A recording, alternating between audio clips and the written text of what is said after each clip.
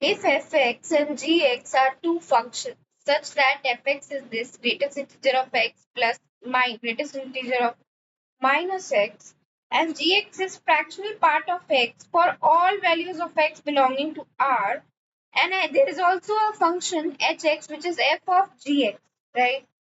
Then which of the following is correct? So now we have to check for the correct option, right?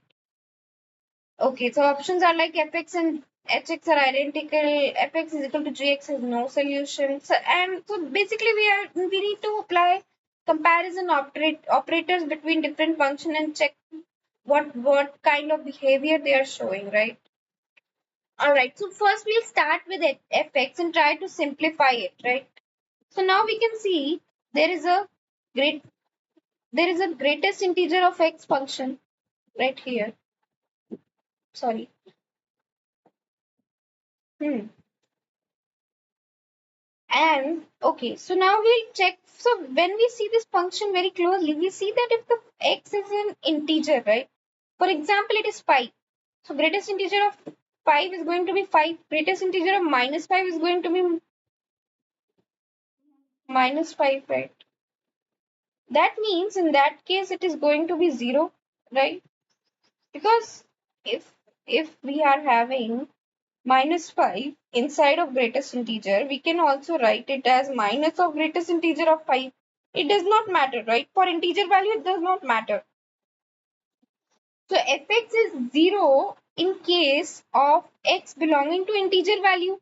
So whenever we have greatest integer function in our question, we need to check for the special cases where x is taking integer value. And then we have to also look when x is not taking integer value, right? So our next case is going to be very obvious that when x is not an integer. So remember, so there is one important identity that we need to remember, that greatest integer of minus of x is going to be minus of greatest integer of x minus 1, right? So we can understand it as by an example, right? Greatest integer of minus 5.5, right?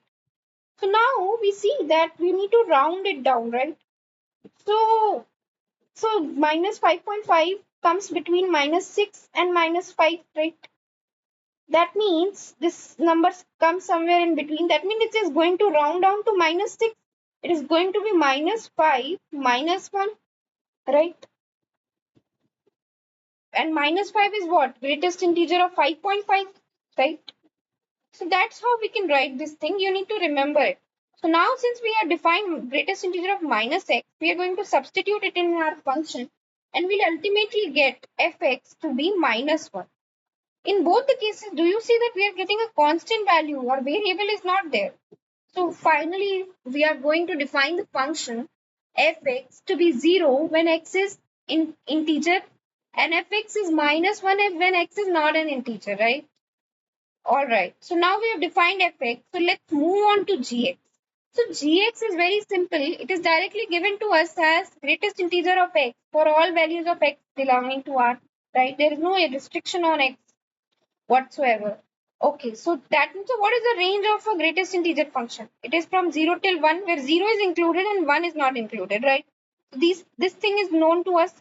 And gx is 0 for all values of x belonging to I. So this is also obvious. Fractional part of x cannot handle the integer value, right? It is going to give 0 answer.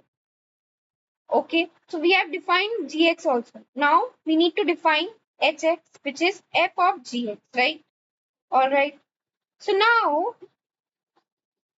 we see that f of x is greatest integer of x, and inside it, not greatest integer of x, but fx is having greatest integer function applied to it, and we are substituting another function gx inside it.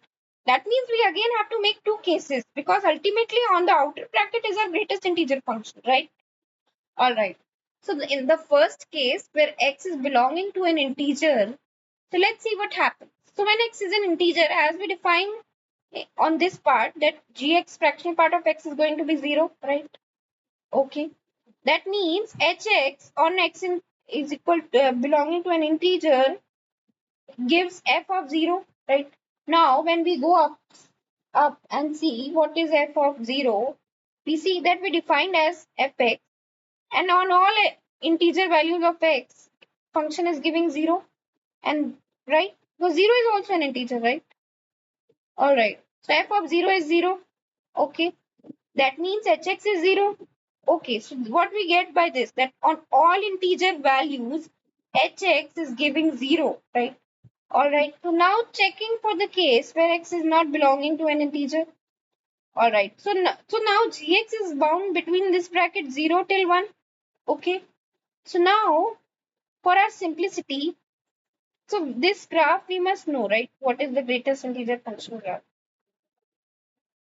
So it is a step function, right? It is taking steps like this. Similarly here also, right? Where it is 1, 2, 3, and 1 and 2, right? So now we see that a function is taking only values between 0 and 1. That means where 1 is not included. That means a function is going from here till here only, right? It is bound between this interval. And in this interval, we are having greatest integer of function as this. So now, okay, so now, so what do we mean by 0 till 1? That means this is not an integer, right?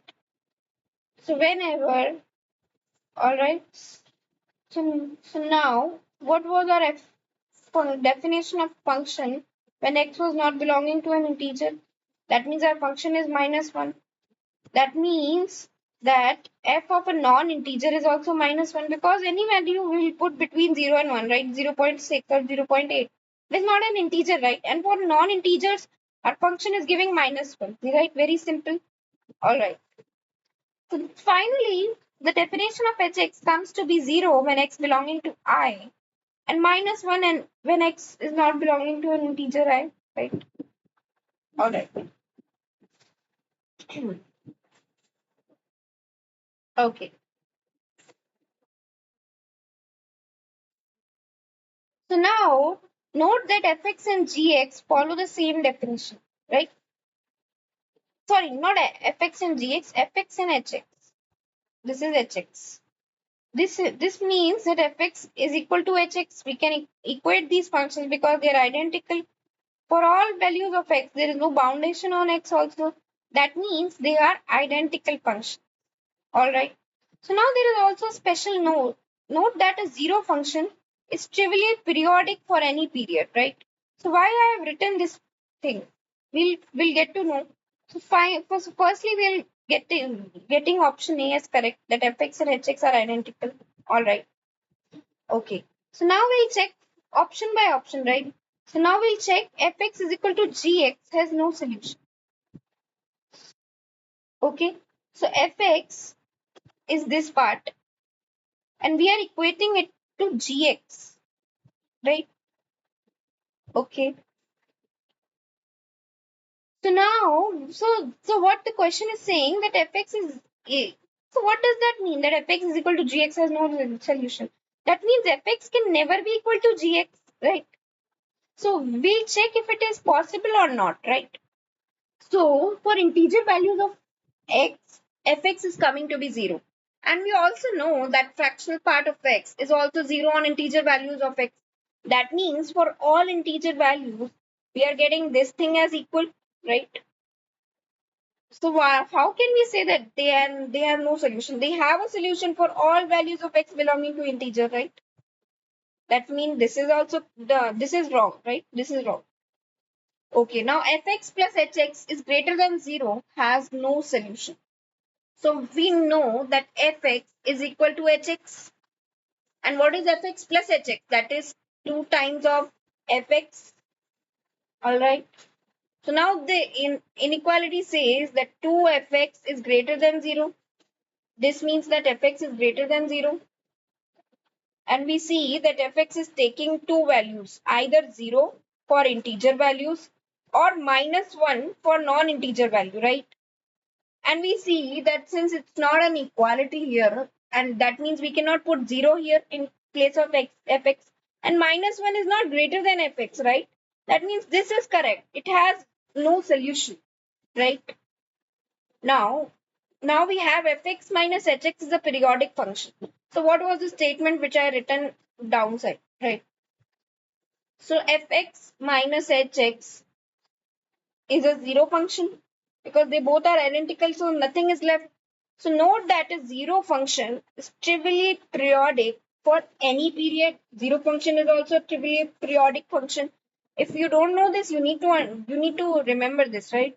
That zero function is a periodic function. That means that D option is also correct.